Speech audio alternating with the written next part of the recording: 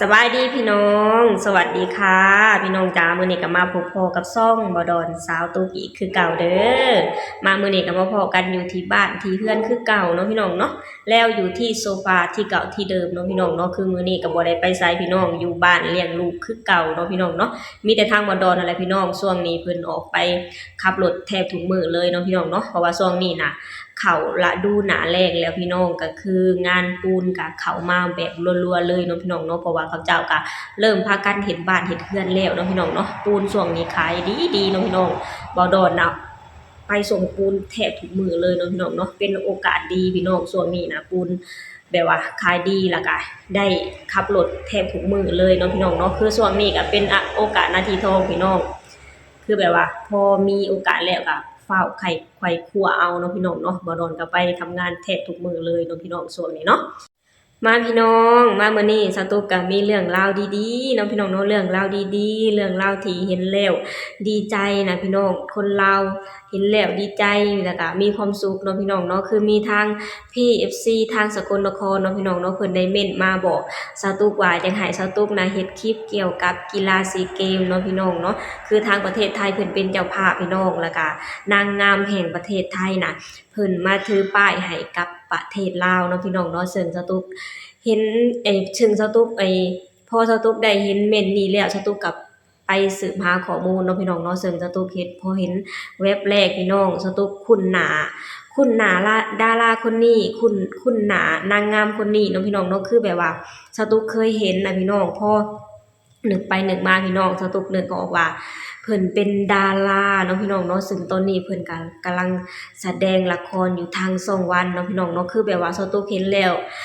คือแบบว่าตอนนี้สตุ๊กก็ติดตามละครที่เพิ่นแสดงเนาะพี่น้องเนาะคือแบบว่าสตุ๊กมักในตัวของดาราคนนี้พี่น้องคือแบบว่าเพิ่นน่ะเป็นคนที่สวยเนาะพี่น้องเนาะเป็นคนที่สวยแล้วก็เวลาที่เพิ่นยิ้มน่ะ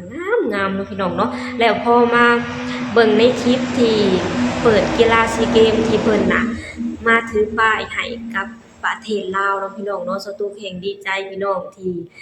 ดาราที่สตุ๊กมักนะพี่น้องดาราหรือนางงามที่สตุ๊กมักนะเพิ่นนำมาถือป้ายให้กับประเทศลาวเนาะพี่น้องเนาะสตุ๊กเห็นแล้วสตุ๊กดีใจแล้วก็แบบว่ามีความสุขเนาะพี่น้องเนาะมาพี่น้องเดี๋ยวเรามาชมคลิปนี้ไปนำกันเลยเนาะพี่น้องเนาะคือสตุ๊กเองก็ต้องขออนุญาตเนาะพี่น้องเนาะสตุ๊กจะเอาลงแค่เล็กๆน้อยๆเนาะพี่น้องเนาะอย่างเล็กๆอย่างน้อยๆเนาะพี่น้องเนาะคือเมื่อวานนี่สตุ๊กนะ ได้เอาลงแล้วพี่น้องคือแบบว่าบ่ฮู้ว่าจะเฮ็ดจั่งใดพี่น้องคือแบบว่าเฮ็ดทุกวิถีทางแล้วติดลิขสิทธิ์พี่น้องเอ้ยบ่ฮู้ว่าเป็นหยังเนาะพี่น้องเนาะ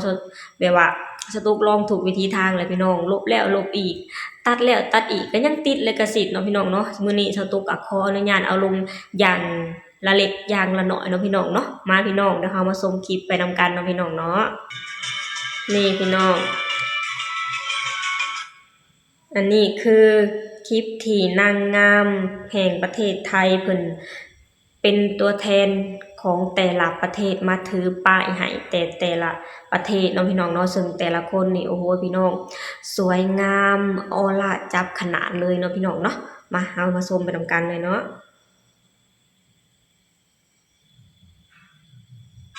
นี่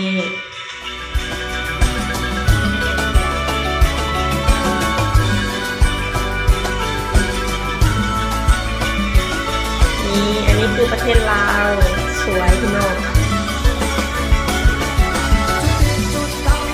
บื้องหลังนางป้ายของพิธีซีเกม 2025 ใครจำฉากสีชมพูที่ถือป้ายประเทศลาวได้บ้างคะ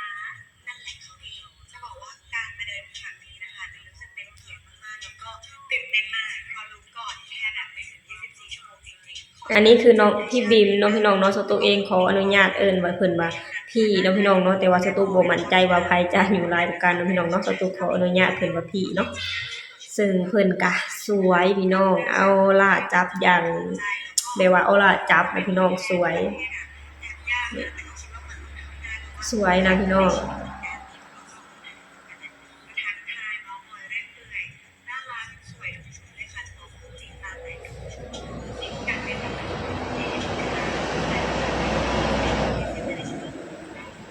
อันนี้คือสุดไทยเนาะพี่น้องเนาะแบบว่าสตูน่ะเป็นคนหนึ่งพี่น้องที่มักแล้วก็ชื่นชอบในชุดไทยเนาะพี่น้องเนาะเวลาที่เห็น นางงามหรือเห็นไผมาใส่นะพี่น้องคือแบบว่าอยู่ในแบบว่าไอ้คล้ายๆเจ้าหญิงเนาะพี่น้องเนาะตัวเองนำมักเบิ่งในละครจากวงๆเนาะพี่น้องเนาะซึ่งเพิ่นใส่แล้วเป็นเจ้าหญิงนะพี่น้องสวยเนาะพี่น้องเนาะ ประเทศไทยที่ถือป้ายประเทศลาวให้ดีที่สุดเราถือให้ประเทศเขาเราก็อยากจะรู้สึกว่าแบบเราทำให้เขาดีที่สุดอะแล้วชาวลาวน่ารักมากเด้อชวนคุยมาถ่ายรูปกันคือน่ารักอะคน ทางพี่บิมเพิ่นก็ เล่นกีฬาเตะออก แบบว่า สบายดี เพิ่นเป็นตัวแทนถือป้ายให้กับประเทศลาวเนาะพี่น้องเนาะซึ่งเพิ่นเองก็ได้สัมภาษณ์ลงหรือเอาลงใน TikTok ของเพิ่นบอกว่าอยากทำออกมาให้ดีที่สุดเนาะพี่น้องเนาะซึ่งก็ตุกเห็นคำเว้าของเพิ่นแล้วสตุกแบบว่าจากที่ชื่นชอบอยู่แล้วแฮงแบบว่าประทับใจแล้วก็ปลื้มปิติเนาะพี่น้องเนาะที่ได้ยินคำนี้ออกจากคนที่เฮาชื่นชอบเนาะพี่น้องเนาะมาพี่น้องเดี๋ยวเฮามาชมภาพบรรยากาศการเปิดงานของเพิ่นไปนำกันเนาะพี่น้องเนาะซึ่งสตุกเบิ่งแล้วโอ้โหพี่น้องสุดยอดอลังการแฮงเนาะพี่น้องเนาะนี่คลิปนี้เนาะพี่น้องนี่คลิปนี้เลยว้าว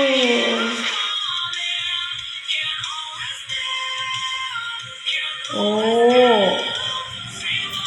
เก่งนะพี่น้องเพิ่นเห็นได้อย่างโอ้สุดยอดแต่ว่าเบิ่งไปนำใจเต้นไปนำเนาะพี่น้องเนาะเนี่ยโอ้โหอ๋อการเล่นของเพิ่นพี่น้องสุดยอดว้าวโอ้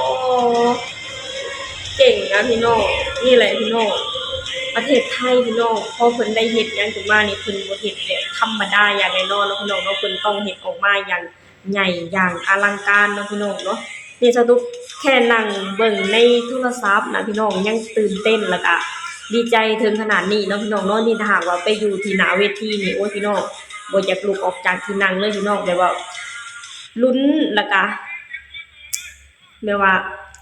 มีความสุขทุกอย่างเลยเนาะพี่น้องเนาะคือแบบว่าเพิ่นเฮ็ดออกมาได้อย่างดีแล้วก็บ่อยากพลาดบ่อยากคลาดสายตาเลยพี่น้องแฮงเบิ่งแฮงตื่นเต้นแฮงเบิ่งแฮงมีแต่เรื่องที่แบบว่าโอ้ยแบบว่าเหนือความคาดหมายพี่น้องความสามารถของคนไทยนี่สุดยอดเนาะพี่น้องเนาะโอ้โฮช็อตนี้ ว้าสุดยอดเนาะพี่น้องนี่มาเบิ่งคลิปต่อไปเนาะพี่น้องเนาะอันนี้คือพี่แบมแบมเนาะพี่น้องเนาะจักยิ่งใหญ่บ่ยิ่งใหญ่สำใดพี่น้องจนพี่แบมแบมนักร้องระดับโลกเนาะพี่น้องเนาะขึ้นมาร้องเพลงอยู่ที่เวทีนะพี่น้องสตุกเป็นคนหนึ่งเนาะพี่น้องเนาะที่มักและก็ชื่นชอบในตัวของพี่แบมแบมเนาะพี่น้องเนาะซึ่งเพิ่นเองก็ได้ไปร้องเพลงอยู่ที่เกาหลีเนาะพี่น้องเนาะเพิ่นยังได้มาร้องเพลงอยู่ที่นี่นะพี่น้องโอ้โหงานเป็นงานที่อลังการแฮงเนาะพี่น้องเนาะเพิ่นก็มาร้องเพลงให้เนาะพี่น้องเนาะ